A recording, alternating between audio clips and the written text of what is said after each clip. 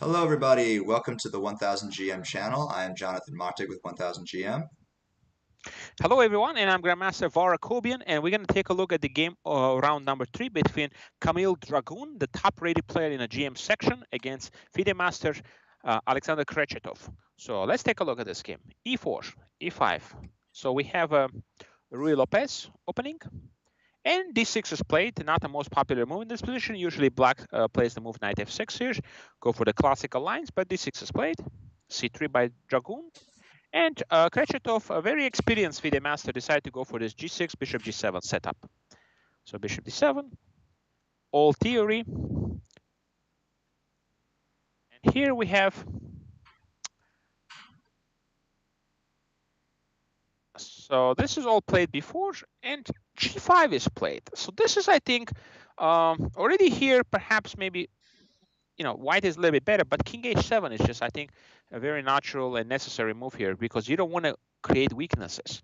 When you play the move G5, you create very, very big weakness. And this could be a big problem later on in the game. So he played knight G3, knight F4, knight F5, activating the knight. Okay, another possibility is, for some reason, really computer likes to move D5. I think the point is just in these close positions, I think it's just white is just too strong. Knight goes here, and knight F5 coming up at some point, probably G3. Just the space advantage is so strong, and the fact that you have the F5 square is a very big plus for you. So knight F5 played, bishop F5, okay, D8, and here again, very surprising decision because D5 is looking so strong for Dragun here to attack the knight. And if knight goes, let's say here, threatening to go to C4, we simply control. The idea here is this knight at some point might get simply trapped. So you can play, for example, knight H2. Let's say knight B7. Now go for this idea, H4. You cannot take because if you take bishop takes F4, and then you're going to lose the queen. So that's a problem. So you can't do that. So you have to play F6 and then simply G3. And the knight is almost trapped here. And here the problems of the light squares are clearly indicating that white is just doing extremely well in this position. So yeah, this was a good chance here for Grandmaster Dragun to basically win the opening right out of the opening. D5 is very strong, but instead he took G takes, and white is still better here. But you will see that it became very complicated in a little bit. So knight goes back to B8, queen E4. There was still a little bit of pressure for white, but black is sort of already solid and has consolidated the position. Knight F6. Still, white is hoping for some nice advantage, but it's very hard. B4. So black is just waiting here and just saying, okay, show me how you're going to beat me. I'm just going to sit there solidly and wait. So bishop C2. And here, this was the first inaccuracy because that allows a very strong move, queen D5. And you can never really take now because the knight will take on D5, and then you're going to have a problem with the C3 pawn because you don't have a good way to protect it, okay? So this is an example of not, not removing, you want to keep the blockader there. You don't want to move the blockader, okay? If you're ever going to move it, you got to move the knight on D2 here first and maybe do it this way to make sure that you really have this E4 square 100% secured, okay? So bishop C2. And now black is doing fine. And E4. And in fact, black has the advantage.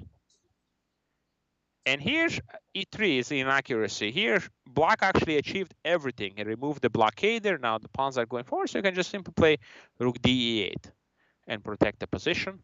And black is doing very, very well here with an advantage. But instead, he played E3. And now white is doing okay. Knight F1. Take.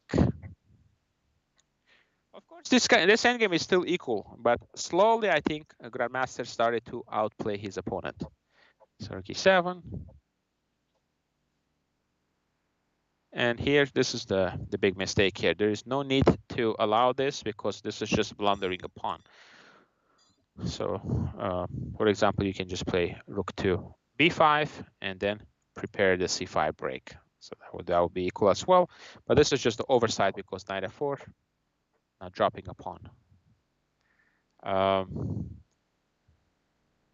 If you play king f6, that simply picks up the pawn here. So after this, it's just now advantage for white. Knight d3. Apparently here there was a win with h4.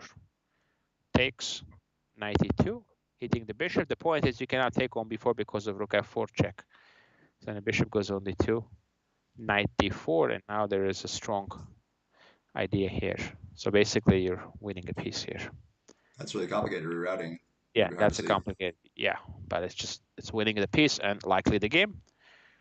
But yeah, again, in time pressure, probably players overlooked this. And it looked like Kretchetov was holding it, but it came down to the very end. You will see it was just like a one move blunder. Yeah, this is just a draw here, and I think in time pressure he just forgot that the bishop was hanging. You know, bishop d4, and black is just making a draw here because if you take, there is a rook d2 move, and black is just too active here, and will make a draw. But he just made a oversight, forgetting the bishop was hanging, and Grandmaster Dragoon won the game. So the big lesson from this game, Jonathan, is when you have the blockade, okay? When you have the blockade, you know, don't remove it unless you're 100% sure, because right here in the game, when Grandmaster Dragoon moved the bishop, suddenly black took over the game, okay? What could we do instead? Very important to remember, keep the blockade and only remove it when you see it's like you're controlling it 100%, okay? So that's very, very important to do. So I would have played a move, for example, I would consider at least 92 as my top option. So you have more eyes on e4 as soon as possible. Absolutely, keep more eyes on it. All right. Okay, everybody. Hope you enjoyed this game, and we'll be back with more videos from this event. All right. Thank you, everybody.